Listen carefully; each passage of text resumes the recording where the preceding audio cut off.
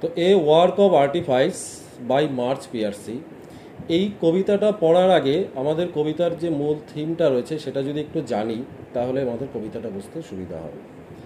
তো কবিতার মূল বিষয়টা হচ্ছে অপারেশন অফ দ্য ওমেন, অর্থাৎ সমাজের নারীদের প্রতি যে অবিচার বা অন্যায় যেটা করা হয়ে আসছে একেবারে সভ্যতার, যদি আমি দেখি সভ্যতার শুরুর থেকে যদি আমরা দেখি, বা বিশেষ করে ঋগ্বেদিক এজ বা লেটার বেদিক এজ সেদিক থেকে যদি আমরা দেখি, তো প্রত্যেকটা যুগে যুগে আমরা দেখেছি যে মহিলাদের ওপর কিন্তু নানান রকমভাবে পুরুষদের যে তোমার ইচ্ছে বা পুরুষদের যে ডোমিনেশন, হ্যাঁ, সেইগুলো কিন্তু নারীদের উপরে কিন্তু চাপিয়ে দেওয়া হয়েছে। তো এই যে নারীদের উপর যে এই যে অপারেশন বা সাপ্রেশন যেটাই বলো, এই নারীদের এই অপারেশন বা সাপ্রেশন নিয়ে কিন্তু এই মার্চ পিয়ার্সি তিনি কিন্তু এই কবিতায় কিন্তু তাদের এই বিষয়গুলোকে কিন্তু তুলে ধরার চেষ্টা করেছেন আমাদের পাঠককুলের কাছে, বা আমরা যারা রিডার সেই রিডারদের কাছে আমাদের কিন্তু তাদের অপারেশন বা সাপ্রেশনের বিষয়টি কিন্তু তুলে ধরা হয়েছে। তো কী ঘরে তিনি তুলে ধরেছেন, তিনি কিন্তু সরাসরি তুলে ধরেননি, তিনি একটি মেটাফোরের ব্যবহার করেছেন, একটা মেটাফোরের ইউজ করেছেন। সেই মেটাফোরটি হচ্ছে বনসাই ট্রি। সেই বনসাই ট্রি একটি মেটাফোর, যে মেটাফোরের সাহায্য নিয়ে তিনি কিন্তু আমাদেরকে বা আমাদের সামনে কিন্তু সেই মহিলাদের সেই যে দুরবস্থার কথা সেটা কিন্তু তিনি আমাদের সামনে তুলে ধরেছেন। একেবারে প্রথম লাইন যদি আমরা যাই তাহলে দেখব the bonsai tree in the attractive pot. তো বনসাই ট্রি, যে বনসাই ট্রিটাকে কিন্তু একটা অ্যাট্রাকটিভ পটের মধ্যে আটকে রাখা হয়েছে। তো এখানে bonsai tree is equal to women, যাকে আমরা ঘরের মধ্যে আটকে রেখে দিয়েছি, তাকে আমরা ঘরের বাইরে বের হতে দিইনি, কোনোদিনই সুযোগ দিইনি, যে তাদের একটা নির্দিষ্ট গণ্ডির মধ্যে আমরা বাউন্ড করে রেখে দিয়েছি, সেই তার বাইরে তাদেরকে আমরা যাওয়ার কোনোদিন সুযোগ দিইনি। তো অ্যাট্রাকটিভ পট, অর্থাৎ আমরা যদি লিটারাল যদি মিনিংটা দেখি, যে বনসাই ট্রি বিশেষ করে জাপানের একটি গাছ বনসাই ট্রি, সেই গাছটাকে বাড়ির মধ্যে সাজানোর জিনিস হিসাবে কিন্তু একটা পটের মধ্যে রেখে দেওয়া হয় এবং সেটা কিন্তু দেখতে অ্যাট্রাকটিভ লাগে। তো এটা হচ্ছে লিটারাল মিনিং। কিন্তু ইন রিয়ালিটি কি হচ্ছে, এই বনসাই ট্রি যদি আমরা সেটাকে অ্যাজ এ ওমেন হিসাবে যদি আমরা তাকে কল্পনা করি বা ওমেন হিসাবে যদি দেখি, পার্সনিফাই করি বিষয়টাকে, তাহলে দেখব যে বনসাই ট্রিকে কিন্তু অর্থাৎ মহিলাদের কিন্তু আমরা ঘরের মধ্যেই কিন্তু আটকে রেখে দিয়েছি, তাদের বাইরে যাওয়ার কোনো সুযোগ আমরা দিই কোনোদিন। Could have grown 80 feet tall on the side of a mountain till split by lightning। তো তার কিন্তু ক্যাপাসিটি রয়েছে। কি ক্যাপাসিটি রয়েছে? তাকে যদি তুমি আনডিস্টার্ব রেখে দাও, বাইরে যদি আনডিস্টার্ব যদি তাকে রেখে দাও, তাহলে সে কিন্তু 80 feet টল তার হাইট হতে পারে, অর্থাৎ অনেকটা উঁচুতে, অনেকটা উঁচু গাছ হিসাবে কিন্তু সে নিজেকে তুলে ধরতে পারে। On the side of a mountain hill till split by lightning. তো টিল, এই যে এত বড় যে গাছটা, যে গাছটা একমাত্র কিন্তু স্প্লিট হতে পারে লাইটনিংয়ের দ্বারা। যদি লাইটনিং হয় তাহলে কিন্তু সে স্প্লিট হতে পারে, কারণ এখানে তার হাইটটা, মানে কি হয় যে যখন কি হয়, অনেক উঁচু জিনিস যখন লাইটনিং হয়, যখন অনেক উঁচু জিনিসগুলো আর কি, আমাদের এখান থেকে যেটা অনেক উঁচু জিনিস, তো লাইটনিং যখন হচ্ছে তো ওপর থেকে কিন্তু সেটা খুব কাছের জিনিস হিসাবে কিন্তু মানে লাইটনিং যখন হয় তখন সেটা কিন্তু খুব কাছের জিনিস হয়ে যায়। তো এখানে কিন্তু তার যে ক্যাপাসিটি বা ক্যাপাবিলিটি, অর্থাৎ গ্রোর যে ক্যাপাবিলিটি, সেই ক্যাপাবিলিটির কথাটাই কিন্তু বলা হয়েছে। তো এটা মেটাফরিক্যালি যদি আমরা দেখি তাহলে দেখব যে বনসাই ট্রি অর্থাৎ ওমেনদের যদি আমরা সুযোগ দিতাম, তাদেরকে আমরা যদি সুযোগ দিতাম, সেই সুযোগটা দিলে পরে তাহলে কিন্তু তারা অনেক কিছু করতে পারত। অর্থাৎ আমাদের মেনদের মতন বা পুরুষদের মতন কিন্তু তাদের সমান ক্যাপাবিলিটি রয়েছে, আমাদের সমান কাজ করার মতন কিন্তু এভরি ক্যাপাবিলিটি দে হোল্ড, প্রত্যেকটা ক্যাপাবিলিটি কিন্তু তাদের মধ্যে রয়েছে, যে একটা পুরুষ মানুষ যে কাজ করতে পারে একটা মহিলাও কিন্তু সেই কাজ করতে পারে। কিন্তু কি, বাট এ গার্ডেনার এখানে পাট্রিয়ার্চাল সোসাইটির কথা এখানে তুলে ধরা হয়েছে। Gardener is equal to patriarchal society, যে কি করছে, পদে পদে তাকে কিন্তু একটা শেপিংয়ের মধ্যে রেখে দিয়েছে। অর্থাৎ আমাদের পিতৃতান্ত্রিক যে সমাজ ব্যবস্থা, সেই পিতৃতান্ত্রিক সমাজ ব্যবস্থায় মেয়েদের অধিকার আমরা কোনোদিনই দেইনি। আমরা কোনোদিনই কিন্তু মেয়েদের অধিকারকে কিন্তু তুলে ধরিনি, বা তাদেরকে কিন্তু আমরা সেই জায়গাটা দেইনি। কারণ আমরা না কখনো কখনো হয়তো সামহাও আমরা ভয় পাই যে যদি তাদেরকে আমরা সুযোগ দিয়ে দিই তাহলে হয়তো সামহাও তারা আমাদেরকে কিন্তু এক্সিট করে চলে যাবে। তো এই ভয়ের কারণে কিন্তু আমরা কোনোদিনই মেয়েদেরকে কিন্তু সেই সুযোগটা দিইনি। তো আমরা কি করেছি, সবসময় তাদেরকে কিন্তু একটা নির্দিষ্ট গণ্ডির মধ্যে আটকে রেখে দিয়েছি, তাদের সেই গণ্ডিটাকে বেরোতে দিইনি। তো এই কবিতায় আমরা দেখতে পাচ্ছি এই গার্ডেনার কি করছে, একজন মালি, সে কী করছে, গাছটাকে সুন্দর করে প্রুন করছে, একটা নির্দিষ্ট হাইটের মধ্যে রেখে দিচ্ছে। যখনই সে বাড়তে যাচ্ছে তখনই তাকে কেটে উইদিন 9 ইঞ্চেস হাইটের মধ্যে কিন্তু তাকে রেখে দিচ্ছে। Next, every day as he whistles back the branches the gardener croons, it is your nature to be small and cozy, domestic and weak. তো কি বলছে এখানে, যে এইখানে গার্ডেনার সবসময় ইনসিস্ট করছে। এই গার্ডেনার বলতে এই যে প্যাট্রিয়ার্চাল সোসাইটির কথা আমরা বলছি, পিতৃতান্ত্রিক সমাজ ব্যবস্থার কথা বলছি, সবসময় কিন্তু তাকে ইনসিস্ট করে চলছে। কি ইনসিস্ট করে চলছে, তাকে একটা মিথ্যে কথা বলা হচ্ছে, বা একটা মিথ্যের মধ্যে তাকে জড়িয়ে রাখা হচ্ছে। কি বলা হচ্ছে, যে it is your nature to be small and cosy, domestic and weak. হচ্ছে জেনেটিক্যালি তার নেচারটাই হচ্ছে স্মল, ছোট থাকা, তার নেচারটাই হচ্ছে কি ছোট থাকা এবং কোজি থাকা। তো তোমার হচ্ছে মহিলাদের কথা বলা হচ্ছে যে তাদেরকে ফোর্স করা হচ্ছে, যে women are force into a nature that is not their own. মানে তাদেরকে ফোর্সফুলি বলা হচ্ছে যে এটা কিন্তু তাদের নেচার নয়, কিন্তু ফোর্সফুলি বলা হচ্ছে এই যে তোমরা হচ্ছে কি স্মল, তোমরা হচ্ছে কোজি, তোমরা হচ্ছে ডোমেস্টিক অ্যান্ড তোমরা হচ্ছে উইক। ডোমেস্টিক বলতে তোমাদের একটা নির্দিষ্ট গণ্ডি রয়েছে, তোমরা ঘরোয়া বা ঘরের যে কাজগুলো রয়েছে সেই কাজগুলো, ঘরের যে কাজগুলো রয়েছে তোমাদের দায়িত্ব হচ্ছে সেই কাজগুলোকে সম্পন্ন করা। এবং তোমরা ফিজিক্যালি উইক, তোমরা কিন্তু ফিজিক্যালি পুরুষদের মতন কিন্তু সমকক্ষ বা সমান, যে তোমরা পুরুষরা যে সমান কাজ করে থাকে, যে দায়িত্বগুলো পালন করে থাকে, সেই জায়গায় তোমরা কখনই আসতে পারবে না। এটা তাদেরকে কিন্তু বোঝানো হচ্ছে, ঠিক আছে। তো অ্যাকচুয়ালি কিন্তু এইখানে কিন্তু মহিলাদেরকে কিন্তু একটা ভুল কনসেপ্ট বোঝানো হচ্ছে, ভুল এটা হচ্ছে। এনিওয়ে, তো বলছে যে ওমেনদেরকে কিন্তু বিলিভ করানোর চেষ্টা করা হচ্ছে যে তারা হচ্ছে দে আর ইনফেরিয়ার অ্যান্ড উইক, তারা কিন্তু উইক, এবং তারা কিন্তু মানে তাদেরকে একটা ফলস বিলিভ, তাদেরকে কিন্তু ফলস একটা বিলিভ করা হচ্ছে আর কি, মিথ্যে কথার মধ্যে দিয়ে তাদেরকে রাখা হচ্ছে। যে যদিও আমরা জানি যে মহিলাদের কিন্তু সেই ক্যাপাসিটি কিন্তু রয়েছে, কিন্তু তাদেরকে কিন্তু সেই ভুল পথে কিন্তু পরিচালনা করা হচ্ছে। তাহলে দুটো স্ট্যাঞ্জা হলো, তার দুটো স্ট্যাঞ্জার বিশেষ যে লাইনগুলো রয়েছে সেই লাইনগুলো নিয়ে একটু আলোচনা করা যাক। তো প্রথমেই রয়েছে টিল্ট বাই লাইটনিং। তো what does the phrase tilt by lightning symbolize? তো টিল্ট বাই লাইটনিং বলতে যেটা রেফার করে সেটা হচ্ছে some challenges that one might face in the outside world.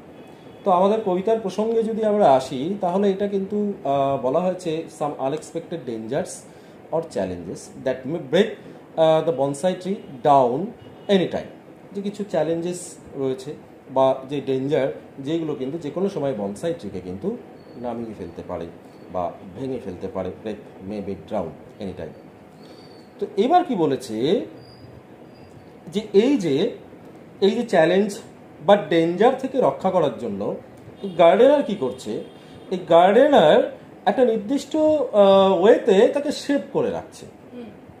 Gardener কি করছে যে in order to prevent them from this dangers, এই যে তোমার হচ্ছে এই সমস্ত যে প্রবলেমগুলো বা ডেঞ্জারগুলো, এই ডেঞ্জারগুলোর থেকে নিজেকে রক্ষা করার জন্য, তাদেরকে রক্ষা করার জন্য গার্ডেনার বলছে এই যে দেখো বাইরে তো অনেক ডেঞ্জার রয়েছে, তো এটাকে কিন্তু তোমাকে যে কোনো সময় কিন্তু নামিয়ে ফেলতে পারে বা যে কোনো সময় তোমাকে ভেঙে ফেলতে পারে। তো তার থেকে বেটার তুমি ঘরে থাকো। তো ঘরে কিন্তু তোমার বাইরের যে বিপদগুলো রয়েছে সেই বিপদগুলো কিন্তু বাইরে নেই, এটা কিন্তু গার্ডেনার বলছে। অর্থাৎ গার্ডেনার বলতে এখানে পাট্রিয়ার্চাল সোসাইটির কথা বলা হয়েছে। সে মূলত বোঝাতে চেয়েছে যে ওমেনদের যে তোমাদের বাইরে যাওয়ার প্রয়োজন নেই, তুমি ঘরের ভেতরেই থাকো, ঘরের ভেতরেই তুমি অনেক নিরাপদ থাকবে, সুস্থ থাকবে। বুঝতে পারছো? তো এটা হচ্ছে মূল কনসেপ্টটা, যে এখানে কিন্তু পিয়ার্সি অর্থাৎ কবি মার্চ পিয়ার্সি যেটা মেটাফরিক্যালি যেটা তিনি বলতে চেয়েছেন, যে পিয়ার্সি এখানে মেটাফরিক্যালি যেটা বলতে চেয়েছেন, দ্য গার্ডেনার যিনি রয়েছেন বা পাট্রিয়ার্চি বা পুরুষতান্ত্রিক যে সমাজ ব্যবস্থা সেটাকে করছে খুব ধূর্ততার সঙ্গে কিন্তু মহিলাদেরকে কিন্তু ঘরের মধ্যে রাখার, ঘরের মধ্যে যেন তারা থাকে সেই কনসেপ্টটাই কিন্তু বা সেই চিন্তা মানে সেই ব্যাপারটাই কিন্তু তারা ইমপ্লাই করার চেষ্টা করছে বা ইমপ্লাই করছে, যাতে করে so they may not get hurt any time or anywhere. It is the social justification that limiting her freedom and movement. এটা হচ্ছে দ্য ফ্রেজ স্টিলড বাই লাইটনিং, তার মূল মানে। এবার আমরা যদি দেখি যে ইন অ্যান অ্যাট্রাকটিভ পড বলতে কি বোঝা হয়েছে বা what does the point want to say through the phrase. তো অ্যাকচুয়ালি হচ্ছে এখানে অ্যাট্রাকটিভ পড বলতে একটা কন্টেইনারের কথা বলা হয়েছে, যে কন্টেইনারটা ইউজ করা হয় এই তোমার বনসাই ট্রিকে রাখার জন্য। তো এই কবিতায় it emphasize the idea of how valuable and cherished item it is. মানে কবিতায় দেখানো হচ্ছে যে কতটা গুরুত্বপূর্ণ বা কতটা মূল্যবান সেই হচ্ছে বনসাই ট্রি। তার যে ভ্যালু মানে তার যে ভ্যালু সেই ভ্যালুটাকে প্রকাশ করার জন্য কিন্তু কি করা হচ্ছে, যে তাকে কিন্তু একটা ইসের মধ্যে কন্টেইনারে রেখে দেওয়া হচ্ছে। তো তাকে কিন্তু বাইরে কিন্তু rather than just a naturally grown tree. তো এখানে একটা এক্সটেন্ডেড মেটাফর হিসাবে কিন্তু এই attractive pot in an attractive পডটাকে ব্যবহার করা হয়েছে, যেখানে কি করা হয়েছে একজন গার্ডেনার সে কি করছে, carefully crops and controls the women and make them sure that they are more beautiful and safe inside the pot. এই গার্ডেনার তাকে বোঝাতে চাইছে যে তোমরা বাড়ির ভেতরে মানে তোমরা খুব সুন্দর এবং তোমরা বাড়ির ভেতরে কিন্তু অনেক বেশি অ্যাট্রাকটিভ, তো তাই তোমাদের বাড়ির ভেতরেই থাকা উচিত। তারপরে একটা ফ্রেজ রয়েছে ইট ইজ 9 inches হাই। তো ইট ইজ 9 inches হাই বলতে যে যখনই তোমার হচ্ছে বনসাই ট্রি বড় হতে চায় বা বড় হয়, তখনই কি করছে গার্ডেনার বা পাট্রিয়ার্চি সে কি করছে বনসাই ট্রিকে কিন্তু বড় হতে দিচ্ছে না, সে কি করছে তাকে 9 ইঞ্চি হাইটের মধ্যে কিন্তু রেখে দেওয়ার চেষ্টা করছে। কারণ সে জানে তাকে যদি ছেড়ে দেওয়া হয় তাহলে সে কিন্তু it may could grow up to 80 feet long, তার কিন্তু সেই ক্যাপাবিলিটি রয়েছে। অর্থাৎ আমাদের পুরুষতান্ত্রিক যে সমাজ ব্যবস্থায় আমরা সবসময় কিন্তু তাদেরকে নিয়ে কিন্তু একটা ভয় ভীত, মানে আমরা কিন্তু সবসময় কিন্তু আমরা ভয় পাচ্ছি মহিলাদের যে ক্যাপাবিলিটি রয়েছে সেই ক্যাপাবিলিটি নিয়ে কিন্তু আমরা সবসময় কিন্তু ভয় পাচ্ছি। আসলে আমরা চাই না যে আমাদেরকে কেউ ডোমিনেট করুক বা আমাদেরকে কেউ এক্সিড করে যাক। এই কনসেপ্টটা কিন্তু পিতৃতান্ত্রিক সমাজ ব্যবস্থায় চিরকালে ছিল, যে ডমিনেশনটা পুরুষতান্ত্রিক পিতৃতান্ত্রিক বা পাট্রিয়ার্চাল সোসাইটিরই থাকবে, সেই ডমিনেশনটা কেউ এক্সিড করে যাবে সেটা কিন্তু পুরুষতান্ত্রিক সমাজ ব্যবস্থায় পুরুষরা কখনোই চায় না, এবং তারা কখনোই চায় না যে মহিলারা পুরুষদের সমকক্ষ হয়ে উঠুক। তাই কিন্তু এখানে বলা হয়েছে যে 9 inches হাই যে ফ্রেজটা, সেই ফ্রেজ দিয়ে মার্চ পিয়ার্সি কিন্তু ইউজ করতে চেয়েছে মেল ডমিনেশনের কথা, যেখানে ওমেনদের কিন্তু বা এই বনসাই ট্রির কিন্তু যেখানে 80 feet লম্বা হওয়ার ক্যাপাবিলিটি রয়েছে, কিন্তু তাকে 9 ইঞ্চি হাইটের মধ্যেই কিন্তু রেখে দিচ্ছে। তার যে ফুল পোটেনশিয়াল সেই পোটেনশিয়ালিটি কিন্তু এখানে প্রকাশ করতে দিচ্ছে না, কারণ পোটেনশিয়ালিটি যদি প্রকাশ করতে দেওয়া হয় তাহলে তো ওয়ান ডে মহিলারা কিন্তু একদিন পুরুষদের সমকক্ষ হয়ে যাবে। তো আমাদের ইগোতে তো হার্ট হবে না, সেটা পুরুষদের ইগোতে গিয়ে হার্ট করবে, তো পুরুষরা তো সেটা চায় না। তো এটাই হচ্ছে এটার মূল কনসেপ্ট। এবার হচ্ছে the gardener croons bring out the significance of the line.